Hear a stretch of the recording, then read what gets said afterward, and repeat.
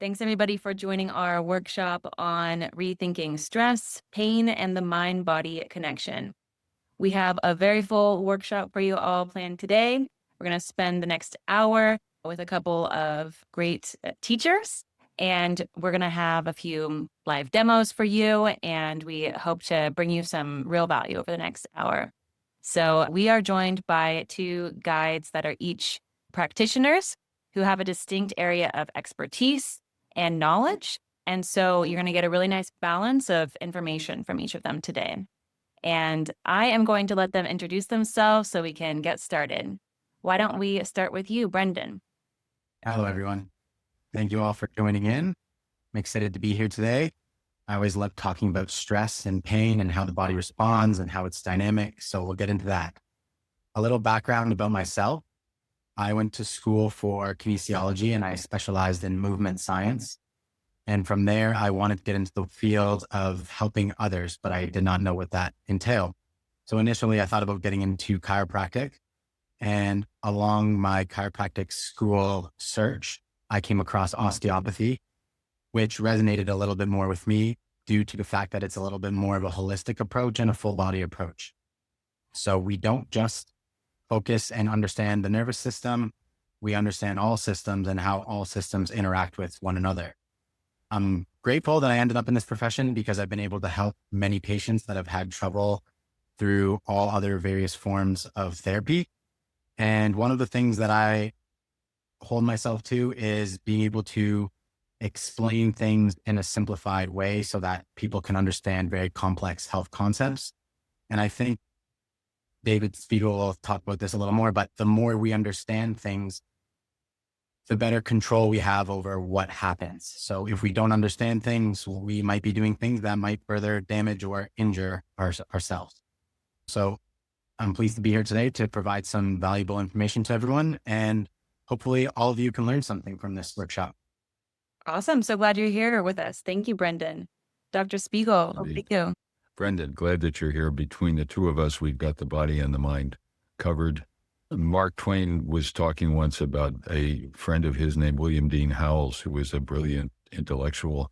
And he said, between us, we cover all knowledge. He knows all there is to be known, and I know the rest. So I'm here for the rest.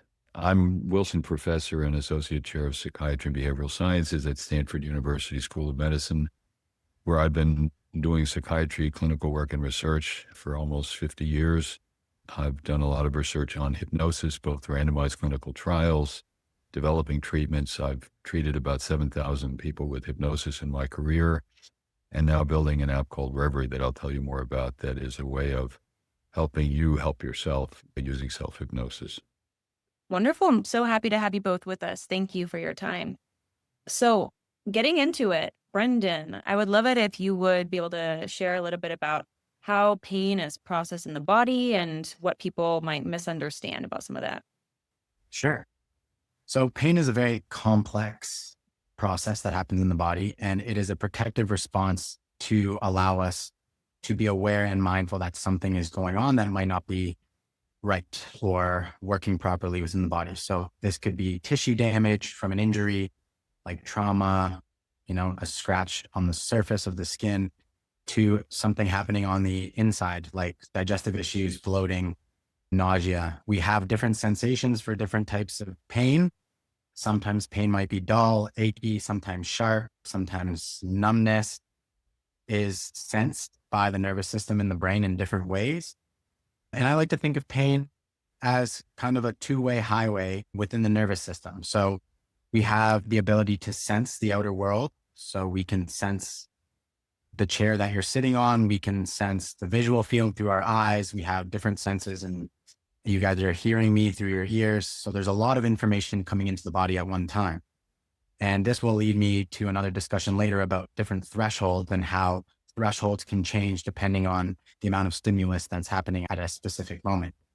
But pain normally starts with specific sensory cells called nociceptors. And these are specialized nerve cells that detect potential harm. And the reason I use the word potential harm is because sometimes the communication of these can be altered and there might not actually be any harm to the body, but your brain and nervous system might be perceiving that there is. So these specialized cells can feel things like heat, pressure, even inflammation. So we'll talk later about how stress can actually lead to inflammation and how inflammation can lead to pain and how this can create a negative feedback loop. So there's different parts of the brain that are associated with pain. And Dr. Spiegel will talk more into that. But just to give you a quick overview, pain, let's say we feel a prick on our finger. So first the cells will pick that information up. And that information has to travel along the nerve, which is thousands, if not millions of little neurons. It's not just one singular nerve. It's a multitude of nerves where the information carries along. That goes all the way into the spinal cord, into a specific part of the spinal cord. And it's important to understand where it goes in the spinal cord because not all information travels through the same pathway once it gets to the spinal cord. And this can get a little bit more complex when you start understanding that dysfunction in one segment of the spinal cord can actually influence segments above and below. So that's a little bit more into my osteopathic background that we'll get into in a little bit. Once the signal gets up to the brain, it's going to go through the thalamus, which is the relay station, and it routes the sensory signals to the cortex, the somatosensory cortex to be exact. So this is the part of area of the brain that picks up that sensation. So this will describe the pain in terms of what that pain feels like. Next, it'll go to the anterior cingulate cortex, so the ACC, which adds the emotional aspect to the sensation. So this is where, depending on how you perceive a certain stimulus, will determine your brain and body's reaction to its response. So I'll give you an example. If you're a child and you fall off a bike and your parents come up to you and they start panicking and freaking out like it was the worst incident ever, your brain and your nervous system is going to pick up on that. That is probably a very dangerous scenario to be in. Now you start to build a lot of fear and protective responses around that incident because that's how you were trained in that scenario, versus parents that might see their kid fall off their bike, notice that it's not a serious injury and kind of approach it in a more calming way. Hey, are you okay? Maybe distract the child a little bit to see if the pain is really bad and see if that makes a change. But that person will have a very different reaction and response to pain later in life. And this matters because the body keeps score, the mind keeps score, the nervous system keeps score. So these things can accumulate and compound over time. So what might not seem like a problem at the beginning can amplify and become a very large issue later. And we see this in conditions like fibromyalgia or conditions where people become highly sensitive to things that are not threatening or damaging to the body. So this system here, we have a down regulatory system as well. So when our body feels pain, we have to have a part of the body and brain that can down regulate that so it can turn off at some point. And part of this has to do with the insula, the prefrontal cortex, and the amygdala, and how we, again, perceive that threat. So once the tissue damage starts to heal, that system should turn off. It shouldn't continue to be on. And we see this in chronic pain conditions. So the difference between structural pain and functional pain is that functional pain has more to do with the nervous system.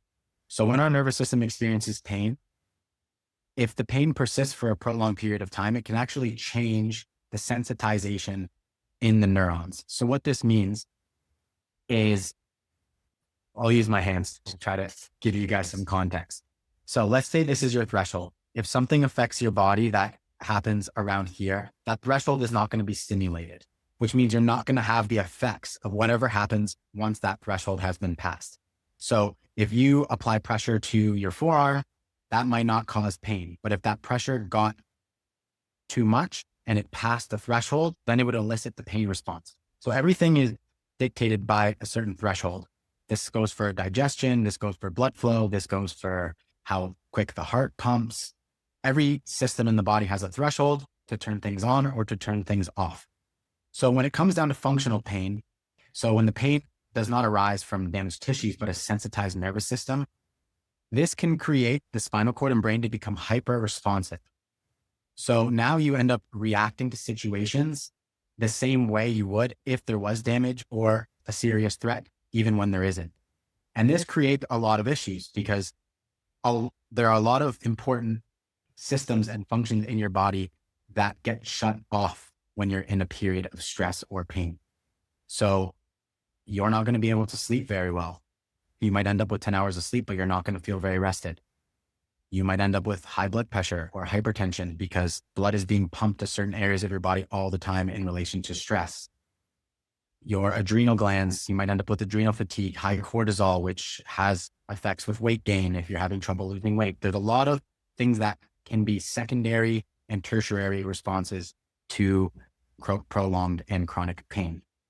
I'll let Dr. Spiegel get in here a little bit and talk a little bit more in terms of the brain before we get into feedback loops. Thank you. All right. Thank you, Brendon. As a psychiatrist, the way I think of it is that the strain in pain lies mainly in the brain. That pain is not just, as Brendon is saying, a product of peripheral experience. And one way to understand the different fiber tracts that carry pain signals to the brain is, if you remember, have you ever stubbed your toe and then thought, oh, this is going to hurt, and a couple seconds later, you start to feel the pain? It's because the sensory fibers that carry position of vibration sensation are well myelinated. They carry signals very fast. The delta fibers, they're smaller fibers that carry pain signals through the lateral spinothalamic tract, carry signal more slowly. And that's when the pain signal catches up to you. So there's the primary sensory experience and then the pain interpretation of what's happening. And just to realize how dependent your sensory experience is on what you're paying attention to, let's try a little experiment. Right now, you're all sitting in chairs, I see. I am hoping that you were not aware of the sensations of your skin touching the chair or the pressure of your body touching the chair until I mentioned it. If you were, we can just stop right now. You're already bored. But what happens is you decide whether or not to pay attention to a signal. Your brain processes it. And obviously, there is prioritization for pain signals because we're pathetic physical creatures. And if we're injured, we better get help for it quick. We need to know about it. But there are times then when, as Brendon talked about, stress or anxiety or fear or familiarity can cause us to overpay attention to pain, just as there is danger in underpaying attention to pain. And those parts of the nervous system, the dorsal anterior cingulate cortex, is part of the alarm system in the brain. It's, you hear a loud noise, you shift your attention. That's that system saying there's danger here, you better do something about it. The insula is a mind-body pathway. It's also part of the pain network that decides what you're feeling from the body and how you can control what's happening in the body. And the amygdala carries information about emotion related to that. Anger, fear tend to amplify your attention to the pain signal. And so the brain plays a very complex role, but two particular ways in which techniques like hypnosis, which we teach in our Reverie app, and I'll talk more about that in a minute, is that you can change the signal processing in the part of the brain that either amplify or diminish pain. And one is the anterior cingulate, part of the pain network, and the other is the somatosensory cortex that Brendon mentioned. And you can either turn up or down the intensity of pain experience in your sensory cortex or in the salience network, the part of the brain that decides how important it is. And so the activity of the part of the brain that is warning you, you're going to get hurt, you've been hurt, is something that can intensify or be used to diminish pain experience. And those are things that one can do with physical manipulation that Brendon will talk about, or with practices like learning self-hypnosis to modulate your experience of pain. I think there's a few very important points that I can touch on in relation to that. There's a part of the brain called the RAS, reticular activating system. And this part of the brain acts as like a filter for what we want to focus on. And I think maybe many of you have heard of manifestation or law of attraction, and a lot of people don't really understand how that works or why it works, but it's simply based on the fact that we create our own reality and we pay attention to what we want to pay attention to. So if any of you were ever buying a new car or a new pair of shoes or a new purse and you started to see it everywhere, and now you're thinking to yourself, oh my gosh, everybody has this and I never used to see this. It's because you're simply just paying attention to it. And as Dr. David Spiegel was saying, what you focus on becomes more prominent. So you can turn up or down different dials. And depending on what you focus on, your brain is trained to look for that. So if you constantly feel like you're in a threatened position, your brain is going to look for everything that might possibly be a threat. But if you're in a position where you feel safe, your brain is going to start to pay attention to all the things that are keeping you safe. And this is really important when our body and nervous system is trying to understand and deal with pain, because sometimes pain might not make any sense to you. I have patients all the time come to me and they have no idea why they're in pain. So that starts to create these ongoing thoughts of, why am I in pain? Oh my gosh, is this happening? Do I have cancer? Am I dying? Am I going to have a heart attack? And all these things kind of spiral. And then every little thing, like maybe a shortened breath, you start to think this is happening to you. And then that anxiety kind of creates that feedback loop, which we'll talk about now. So the pain feedback loop is a self-reinforcing cycle where one element feeds the next and it kind of circulates. So when we are injured or whenever we feel physical tension, and physical tension can be a result of stress, believe it or not. So if we're stressed, we know we don't feel relaxed. Our muscles tense up. We go into contracture. It's very rare you see someone walk in a room all relaxed and, feeling good and they're super stressed. It just doesn't happen. So the first thing that's going to happen is physical tension. So muscles will tighten up. You'll become more in a guarded position. The natural way the body reacts to stress is by folding. Okay. So everything goes inward. You're never going to see someone walk in a room with an upset stomach that walks in fully extended and expanded out. And you're never going to see someone with a shoulder injury walk in with their shoulder all the way out here. Things tend to fold in, because when things fold in, this takes tension off of the tissues and it tends to feel better on the nervous system and the sensory nerves. So when we have physical tension and the body's holding on to that tension, our brain perceives a threat. So the brain expects danger or harm, because this is one way that the somatic system, the muscular system, can communicate with the brain. So based on the tension in the area, it's sending signals through proprioceptive feedback receptors to the brain and what's happening at the joints. This perceived threat can create the emotional stress, the anxiety, fear, frustration, especially if you're unaware of why that pain or dysfunction is there. And this can actually lead to heightened sensitivity, which means your nervous system amplifies the input. So now that initial input that was coming in is now being amplified at a higher rate. So this kind of creates this negative feedback loop, which then ultimately will lead to avoidance and immobility, because if you're in this feedback loop and it's getting worse and you don't know what to do about it, or you're not sure why it's there, you tend to go away from things that might potentially cause pain, even if in that situation, it wouldn't cause pain for what you're currently dealing with. So this is why it's important. And thank you for everyone for showing up, that you guys understand these things, because this will truly help you in any situation that you end up in. Now, how does this pain become chronic? So if we have tension and immobility, then this leads to muscle guarding to protect the area. And when we have tension protecting an area, this tension is going to restrict circulation. So you have thousands of little tiny blood vessels traveling throughout the body. And when we have tension through the muscles, circulation, blood flow, and lymphatic flow cannot circulate properly through those areas. So if you have a blood vessel that needs to go from here and supply your organ, like let's say your adrenal gland or your kidneys, and you have restrictive dysfunction in this area and it's affecting flow of blood, now the kidney is not getting the right amount of blood supply. And that's similar to a plant not getting enough water. Over time, the function and quality of the plant or the tissue in this situation is going to diminish. So if the brain interprets pain as ongoing danger, this will activate fear centers like the amygdala.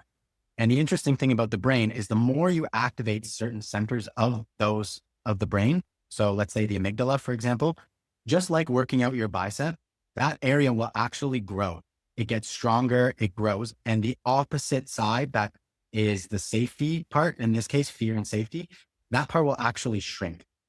So now you get an imbalance in the function and the structure in the brain. And now it becomes even harder to get out of this feedback loop, because your body has now been trained for that. So if you're somebody who's had terrible sleep for the last 10 years, you can expect your sleep to just one day be 100%. It's a process that affects a lot of things. And the way I try to explain it to my patients is you should be aware of what shows improvement. So sometimes if the pain is still persistent, can you get away with doing something that might bother you or irritate you a little bit longer than you did the day before? Are you less irritated after doing the same amount of whatever you did the day before? Are you less inflamed? Do you have more control over your movements? sometimes when your body experiences stress and pain for a prolonged period of time, your nervous system starts becoming reactive, meaning you lose the ability to control a lot of your functions. Things just happen, and this is based off of reflexes. So in my practice, if I am trying to get someone's muscle or shoulder or joint to relax, and I cue them, but say, let that go, relax the muscle, and they physically cannot let go. They can't. They say, I swear I'm trying to let go. I'm not holding on to that. It's just stuck in contraction. This is a reflexive feedback loop. And this tells me that there's either dysfunction locally in that area or somewhere along that nerve root up into the into the spine. So I'll let Dr. David Spiegel just maybe touch in on this a little bit.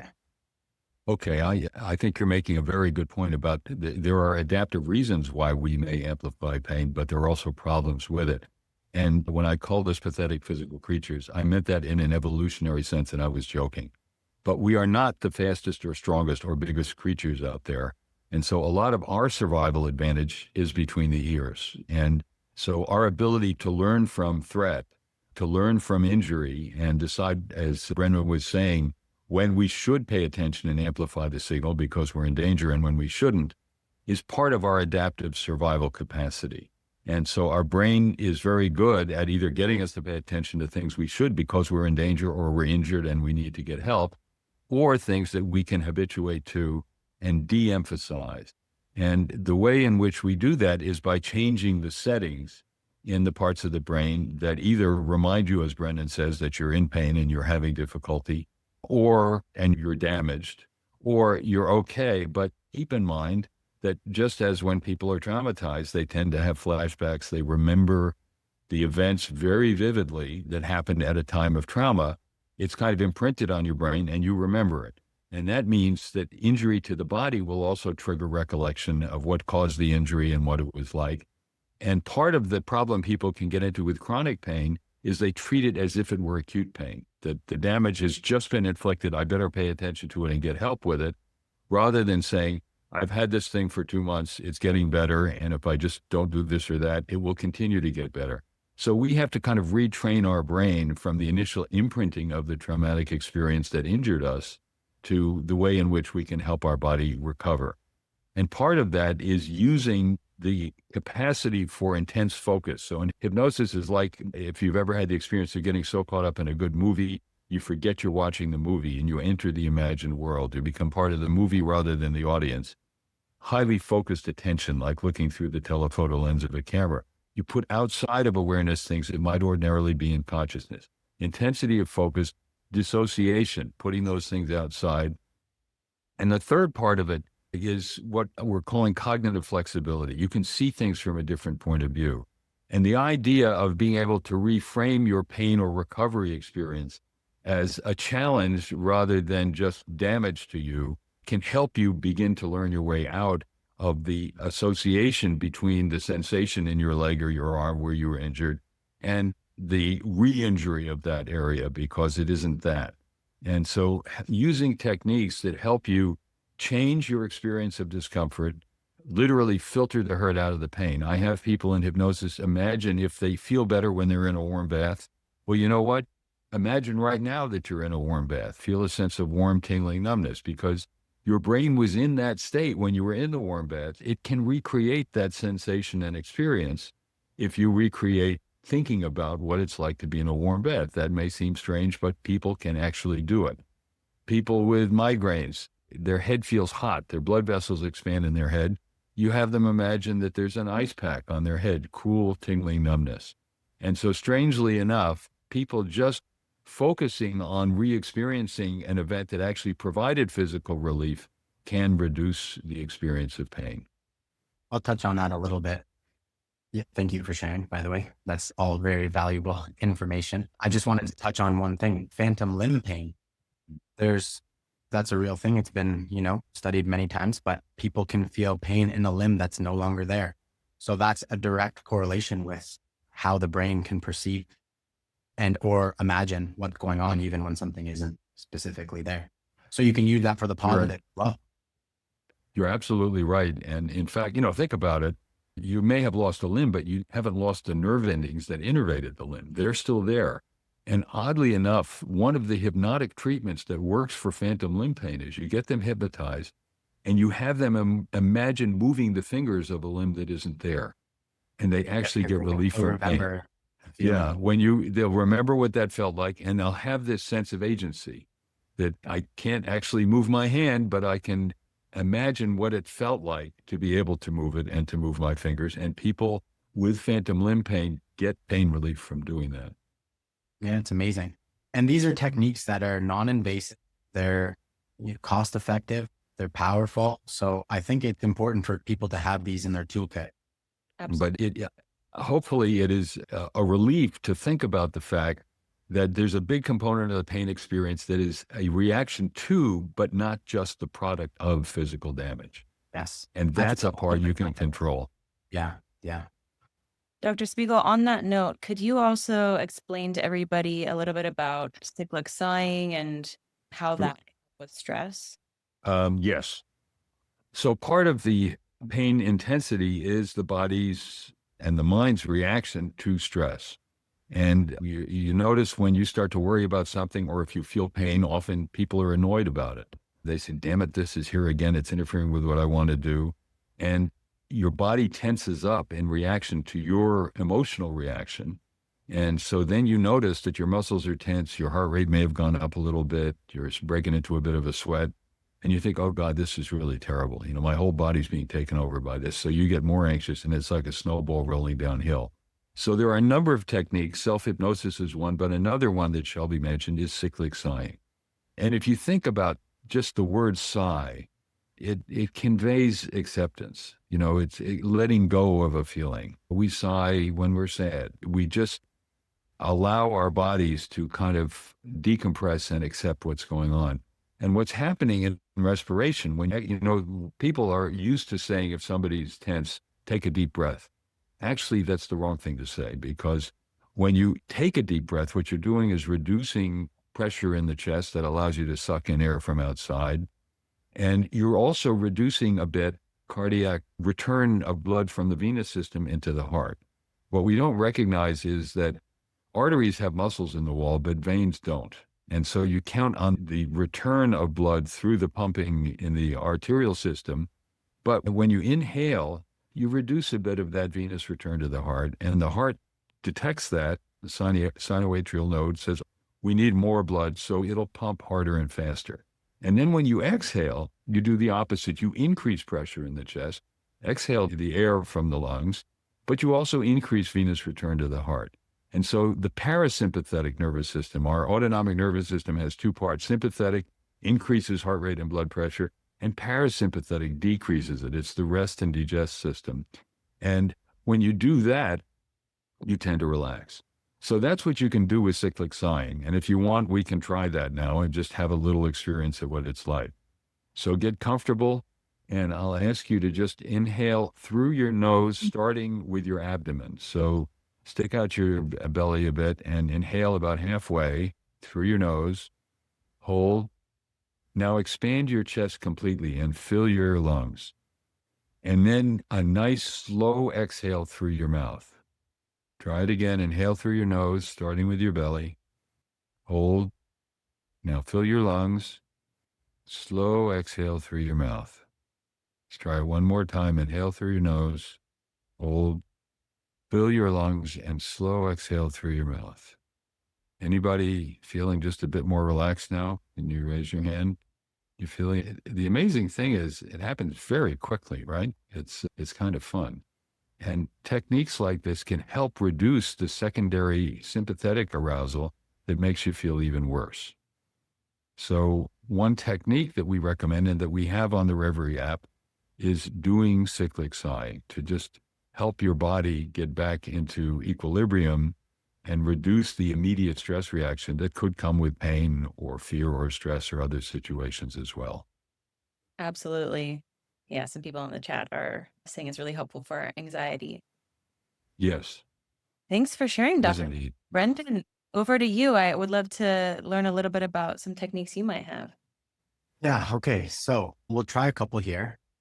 First one. Okay. Many people tend to have tension on the top side of their shoulder blade. So I'm going to get you guys to start at your shoulder one side, it doesn't matter. You can check both if you'd like. Find your shoulder blade. It's going to be this bony thing here that should be sticking out on the back.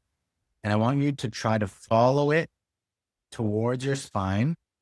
If you start to feel that it gets soft, go down a little bit so you stay on the scapula and come to the medial border, which is going to be around here. Okay. You might feel a very tender spot. Some of you might be very tender. Check the other side. You might have one side that's more tender than the other. Okay. So sink in the pressure just a little bit. Press in there and just feel. Wherever you feel the spot that's most tender, I want you to just stop there for a minute. Okay. This is called strain, counter strain. And I'm going to explain it just so you guys have a little visual first, and then we're going to go into it. So how I like to explain to my patients is a healthy muscle should be something like this. It should be able to expand and it should be able to contract. Okay. A healthy muscle is not in this position and a healthy muscle is not in this position. If it's in this position, it means it's stuck in contraction and it doesn't want to lengthen. If it's stuck in this position, it means it's on tension and it cannot lengthen. And if you try stretching this, it's going to be very irritating to the tissues in this area. So a healthy muscle should be like this, should be able to lengthen and contract. Now, a lot of people carry a lot of tension in their shoulders. This can be due to stress. Just if you live in a cold place, like I'm in Canada, so for 6 months of the year, it's freezing. We tend to naturally tense up. So this is something I see a lot in my patients. Find the spot that's super tender or sensitive. And what we're going to do, the idea here is we are going to what's called bag the tissue. So slacken the tissue. So this muscle goes from the top of your shoulder blade and it comes up into the neck, into the top 3, sometimes 4 vertebrae. Okay. So what we're going to do is we're going to apply a little bit of pressure onto that tender spot. And then I want you just to kind of prop your arm up on your armrest if you have one so that your arm is fairly relaxed. You don't want to be holding the arm up because you want the muscles to be turned off. And then what we're going to do is we're just going to let our head tilt toward that side and slightly backwards. So this is going to slacken the muscle a little bit. And all you're going to do is you're just going to hold. You can take a deep breath. So deep breath in, deep breath out. When you exhale, sink in a little more with your finger and just let your head relax a little bit more into that position. Okay. Do another breath and come out. Okay. We'll hold for 5 more seconds. There's no given timeline for this. It's different for each person. So when you feel the tissues release is kind of when your time is up. But now slowly come out of that position. Let things relax a little bit. You can, test your neck and then just gently kind of press back along the spine and just notice if it's a little less tender. It should be a little bit. So what this does is when muscles are irritated, there's 2 parts of the muscle that kind of sense irritation. You have Golgi tendons at the end, which sense how far apart the bones are or how much tension is being put through the muscle. And there's little muscle spindle fibers inside the muscle that can also sense stretch. And basically what you're doing with a technique like this is by slackening the tissue and applying pressure, you're decreasing the amount of tension that's happening through the muscle. So instead of stretching it, which is what a lot of people do, they'll tend to just try to stretch it as much as they can. Like I showed you with the cord here, if the muscle is already on tension, stretching it is not going to really make it feel too good. So you actually want to do the opposite. You want to slacken the muscle. Okay. So that's technique number 1. Now we're going to go into a secondary one, which is the other part of that muscle. But the reason I wanted to include this is because this is one way you can stimulate your vagus nerve. And your vagus nerve, as Dr. Spiegel said, you have the sympathetic nervous system and the parasympathetic nervous system. Now this part of your nervous system works automatically. So it's out of your control. We don't have to think about our heart pumping. We don't have to think about our breathing too much. These things happen automatically. They are what keeps us alive. You don't control your pupil size when you walk into light or a dark room. Your pupils just constrict and dilate. These are functions of your autonomic nervous system. However, there are ways that we can influence the autonomic nervous system if we're aware of how to. Now, whenever we're stressed, the sympathetic tone will rise in the body and the parasympathetic will go down. In a normal, healthy human, this should be able to co-regulate. Stress can go up, that's okay, but this can regulate, this can elevate. You end up digesting and resting. This goes up and we can work like this. This is a healthy nervous system. Personally, I don't think a healthy nervous system is one that avoids things and always tries to be in a very protective, safe environment, because that's not very adaptive. And anytime you are exposed to a stressful stimulus, you're going to be very overwhelmed and have anxious response. I think a healthy nervous system needs to be adaptive. And in order to make a nervous system adaptive, you need to test it, but not push the limits too far. Anyway, this technique here is to help stimulate the parasympathetic nervous system. So by stimulating the vagus nerve, we actually boost parasympathetic tone in the body, which can help downregulate the effects of the sympathetic nervous system. So this is very important. These tools, I think everybody should have, just like we know we should be doing back mobility and hip mobility. This is a very important aspect of our overall health. If we want to recover well, if we want to decrease inflammation in the body, if we want to improve sleep, reduce stress, the vagus nerve can be a very powerful tool or nerve that we can stimulate through different areas of the body that can help increase its tone and strengthen it, giving it more resilient and ability to regulate. So what we're going to do here is just follow the base of your skull. Okay. You can let your head tilt back a little bit. If you can't feel, if you have a lot of neck tension and your head is forward, you're not going to really feel the difference between the muscle and the skull. So you can let your head relax a little bit. And I want you to you're going to put your thumbs. I'm going to show you where to put your thumbs, and you can interlock your hands if you want. So your thumbs are going to become kind of what you're using here. So I'll try to show. So you want to find the base of your skull. I don't know if you can hear me too well, but just watch. Okay. So not in the middle, a little outward, and we're going to come right here. Okay. So once you're there, I want you just to first be mindful of the area, feel around. Is one side more tense than the other? Is one side more tender? Okay. Do you have more tension in one side? Does your fingers sink in the same amount on both sides? You can apply a little pressure inward just to feel. Okay. So from here, what we're going to do is we're going to do 10 nods down and up, but you're maintaining a little bit of pressure in there. Okay. So not too much, just a little bit. If you start to feel lightheaded or dizzy, then ease up on the pressure. We don't want anybody passing out. Okay. So a little bit of pressure, 10 nods up and down. Okay. Once you finish your 10, we're going to do 10 right and left. And every time you go to the side, press in with that thumb. So if you're going right, press in right thumb, left thumb, right thumb. Okay. So what we're doing here is we're just doing a little bit of work with the soft tissues in the suboccipital region. Okay. And then relax that. And now what we're going to do is we're going to turn our head as much as we can to one side. And when you get to the end, I want you to look to that side as well. So turn your head to the side, try not to rotate with your spine, and then look as far as you can to that side. So we're going to hold this for 10 seconds. You can take a couple deep breaths. Okay. Now other side as far as you can. Look to that side as well with your eyes. You might notice some strain on your eyes or your neck going one way or the other. Okay. And return to the middle. And that's it. You're just getting a little stimulus through where the vagus nerve comes out. For some of you, it might make you feel nauseous. It might make you lightheaded. If you're holding a lot of tension up there, that tells you you're either dealing with stress or maybe some eye strain or maybe some restricted motion. And just so everyone on here is aware, normal range of motion for head rotation, you should be able to get your chin over your shoulder.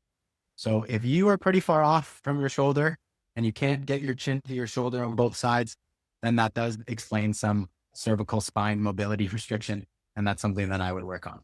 But that's something you can do just along with the cyclic sighing. That's one technique you can use for stimulating the vagus nerve.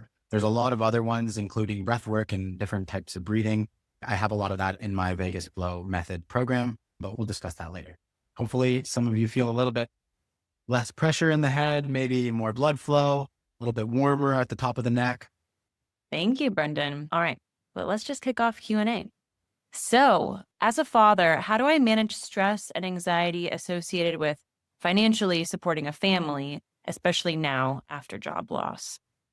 Lord knows we're all in a stress situation right now and living with more uncertainty than we've had in quite a while. And what I do when I teach people to use self-hypnosis to manage stress, what I try to do is separate the physiological aspect of stress from the psychological aspect. So what I ask people to do is to start doing it in a way that you might think is backwards. That is, rather than figuring, how can I solve the problem? How can I deal with my financial stress, my worries about my family? I say, start using self-hypnosis to take care of the body's reaction to the stress first, the muscle tension, the increase in respiratory rate. And imagine in hypnosis, your body floating somewhere safe and comfortable, like a bath, a lake, a hot tub, or floating in space. And let your body sink into that sense of floating relaxation. Because now you're not yet dealing with the stressor, but you're dealing with the effect the stressor has that tends to cycle into psychological and physiological stress. So you get your body comfortable, and then picture in your mind's eye an imaginary screen. Could be a movie screen, a TV screen, or a piece of clear blue sky. While your body's floating, divide the screen in half and picture on the left side one thing you're worried about. Paying the rent next month, finding a new job, whatever it is, but with the rule that you keep your body floating. So your mind's dealing with it, but you can dissociate your physical reaction from it. And then use the other side of the screen as your brainstorming or problem-solving screen. And think, what's one thing I can do to help with this? It's not the final solution, whatever it is. It's one thing I can do to help. So you're helping your mind take it one step at a time, face a problem, and figure out how to deal with it while your body is floating and comfortable. And for those who are interested, most people feel better in less than 10 minutes. Just they can reduce their stress levels significantly. We found in large studies that 8 out of 10 people get an immediate reaction of reducing their stress level. You can try Reverie yourself with an exclusive 14-day free entry into the Reverie app that we are making available to all of you here. So you can give it a try and see if it works. But the nice thing is it's manageable. And unlike anti-anxiety medications, it doesn't sedate you. It doesn't get you habituated. It's just a skill that you can learn to take the physiological aspect of stress as something you can control and start that path to controlling the thing that's making you stressed as well. Thank you, Dr. Spiegel. Brendon, I want to make sure we touch on a question in the chat after the exercises that you walked us through, that it increased tension in her lower back. I saw that question. Okay, so I'll touch on that briefly, but the way the spine is designed, it has four but three main curves. You can include the sacrum as well. And it's kind of an S shape. So the spine is not straight. And we have two curves that are held by soft tissue, which is the cervical, the neck, and the lumbar. So those curves are held by soft tissue. The other curve, which is your thoracic spine, which is where your rib cage is, that position is held by the rib cage. So your ribs attach on your sternum, and then they attach on the back. The two curves above do not have ribs. So it's just soft tissue around that area. And the way the body, you might have heard the term compensation at some point. So if you pick up a very heavy bag, your body will naturally shift its weight to the other side. If you turn too far this way, you'll notice that your hips kind of go the other way. Our body has these natural tendencies to compensate and maintain balance and homeostasis. So we have various mechanisms that do this, but specifically to that question about why working in the upper neck actually influences the lower body, everything in the spine is connected first and foremost. So if I pulled something from the top of the spine, it does create tension into the bottom of the spine. So that's the first connection. The other one is typically what happens at the top, the inverse will happen at the bottom. So if you notice someone has like their center of mass a little bit too far this way, somewhere else in their body, their center of mass has to be towards the other side. This is the only way that they can maintain balance. So something that's really fascinating, and I use this a lot in my clinical practice. If somebody has upper neck pain that's, let's say, way too sensitive to touch, or lower back pain that's way too sensitive to touch, let's say they threw their back out and they can barely even sit or lay on the table, sometimes I will work inversely at the other end of the spine. So this works best if the dysfunction is at L5, S1, which is the very bottom of the spine, or the OA joint at the top, which is the first cervical vertebrae. So you can treat the opposite end of the spine to indirectly influence the other end of the spine, which is really cool. So there's a lot of very unique connections in the body that we use as manual osteopathic practitioners in our treatment to make sure that treatment is safe and not very irritating and painful to people. But that's one connection as to why you might have been feeling some changes or tension in your low back just from working up here. Hopefully that answers the question a little bit. Thank you. A sort of related question that we can flow into is low back pain connected to mindset? Who wants to take this? Well, certainly people who suffer with low back pain may have physical problems in the alignment of their spine and pressure on nerve roots leaving the spine, but it can also have to do with the low back pain as an amplifier of stress. So many people with chronic low back pain find that when they're stressed or anxious, it may change their body position and put more pressure on nerves that exit from the spinal cord, but it may also be that the mindset serves as an amplifier. If you immediately think, oh my God, there are all these things I can't do that I want to do because my back is bothering me, that will tend to amplify your attention to the pain. You have to pay attention to pain for it to hurt. On the other hand, if you're able to induce a state of floating relaxation and recognize that the pain signal is an opportunity to evaluate and modulate it, you can see it as something that you can manage. So it can be people with chronic pain and with chronic back pain often see their back pain as a kind of weather vane for how they're feeling in general. And that can, if it goes only in one direction, it gets worse, you feel worse, and it sets up a kind of reciprocating cycle. On the other hand, if you use it as a signal to say, I better take a moment to reset the way I'm feeling in my mind and body, you can use it as an opportunity to better manage the pain and put it back into perspective.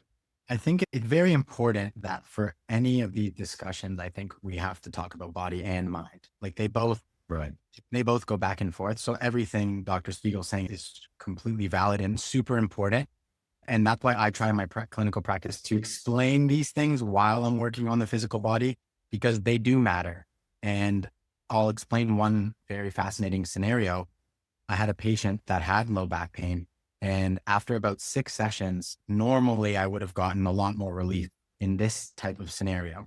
But in this case, I wasn't getting really anywhere. And I had to ask, I said, just, it's up to you if you want to tell me, but is there anything serious going on in your life right now?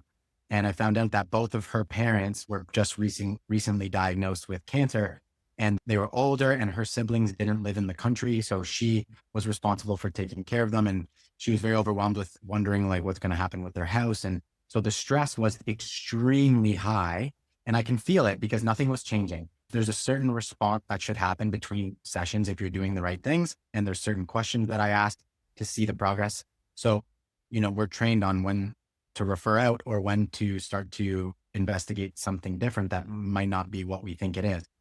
And I told this patient, okay, I don't want you, even though I know I can help with the stress response and stuff, it seemed like what she was going through was way too overwhelming for her to even focus on anything else. And I said, we're going to put this on pause. And I want to see you when either that's all sorted out or when you're kind of done with that overwhelming stress. I saw her, I think maybe 5 or 6 months later. It only took one treatment to completely eliminate the back pain, because a lot of that back pain was not structural. It was her body's way of holding on to what she was dealing with. And being able to differentiate the feeling, like the palpatory feeling of tissue irritation or something more on a systemic level, comes down to a lot of practice. But there are certain signs and symptoms of chronic tension and stress that you can pick up on. But yeah, I think it's very important that we have to assess and analyze both aspects, because the nervous system is just an extension of the brain. That's all it is. It is the brain. It's just the brain down here. So it's one system that communicates with everything. Thank you. Let's see. What about pain that's related to illness? For instance, cancer. This was one of our pre-submitted questions. Well, I've done a lot of work with cancer patients, and there's no question that cancer pain is a major problem, that metastases can get into positions where they can irritate nerves or cause inflammatory responses. But the other part of the pain experience is that it's also a reminder of the disease. And so I've had breast cancer patients who say, I feel a new pain in my chest and I'm sure it's a metastasis and it's a sign that the cancer is progressing, which it might be, but it might well not be. And so in one study, we randomized 50 women to support groups where we taught them how to do self-hypnosis, like the kind that you can learn about in the Reverie app. And they learned what we teach people there, which is imagine that you're floating in a warm bath, filter the hurt out of the pain. The pain is a problem, but you can separate that from your anxiety about the illness. And so they would learn when they got new episodes of pain to see it as a challenge to control it. And what we found over the course of a year is that the women in this weekly support group learning to do self-hypnosis wound up having half the amount of pain that the women in the control condition, the standard care condition, did on the same and very low amounts of pain medication. So there's clear evidence, and patients would say, I used to freak out when I got a new pain, and I don't anymore. I just see it as an opportunity for me to reinforce my ability to control the perception, because it's the interaction between the pain stimulus itself and your brain's reaction to the pain stimulus. Is it a sign that I'm getting closer to death, or is it simply one more discomfort that I can manage? And so with cancer pain, it is very easy and available to use techniques like self-hypnosis that you can learn on Reverie. You get to hear my mellifluous voice anytime you want, day or night, and use it to control pain and stress and other related problems. The manipulations we did before, is there any danger of doing these for hypermobile people? Yeah, I saw that question. I just wasn't sure if it was a question of like when I'm treating in practice or people doing it to themselves. I would I'll discuss both. doing it to themselves is probably the Yeah, priority. yeah. With hypermobility, I mean, most people kind of know where their comfortable range of motion is. You're working within that. You're not really forcing joints into abnormal positions. That I would stay away from. With that specific upper cervical one, I would just kind of like test range of motion first and work within that rather than, like I said, forcing it. For something like this, you're not going to really overdo anything in that kind of case when you're slackening tissues and muscles.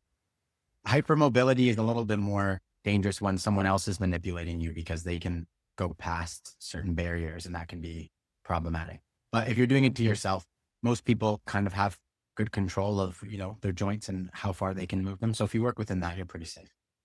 Thank you. And one more, Brendon, hopefully you've heard of this. Brian says that he's heard of something called the vagal break. Can you explain what this is? And is it something that can be used for relaxation? I haven't heard that term. Vagal break. Can he elaborate on that a little bit? Oh, I'm not. Take a break. Well, we are coming up on time. So did you want to share? I'll say one point because there's a lot of talk online about vagus nerve stimulation and how great it is for you. And it's very important. However, some people can have really elevated vagal tone. So just like you can have suppressed vagal tone, you can have elevated vagal tone. And you don't want to be stimulating the vagus nerve too much if you're in a state of elevated vagal tone, because that can be very dangerous. People might end up fainting or becoming extremely nauseous, that sort of thing. So if you're unsure, speak with your doctor before trying any vagus nerve stimulation. It's very useful, but again, at the right time. I would just leave it at that. Wonderful. So anything else that you guys want to say? We have a minute left, and I just want to say I appreciate both of your time. Any closing remarks for either of you two? Well, I've enjoyed this mind-body interaction with Brendon, and I will I welcome you to try Reverie, see what it feels like. You can try out modulating your mental and physiological reactions and see if you can help yourself feel more relaxed and control your pain as well by the interaction of the mind and the body. It's a terrific opportunity. So give Reverie a try and see if it helps. Awesome. And for everybody who joined this workshop, I am offering 30% off the Vagus Flow method just for anyone who joined today. So hopefully you guys find some value in that program. There's a lot of good steps, some mind techniques as well. So it'll touch together with the Reverie app. So that's awesome. Thank you everyone for joining. Appreciate you guys. Thank you. It was a pleasure, Brendon. And so between the two of us, you'll have a great month or two. There you go. Thanks. Road to healing. Thanks for being here. Hope Everyone. Thank you, Shilling. Thank you. Thanks, guys. Bye-bye. Bye. Bye.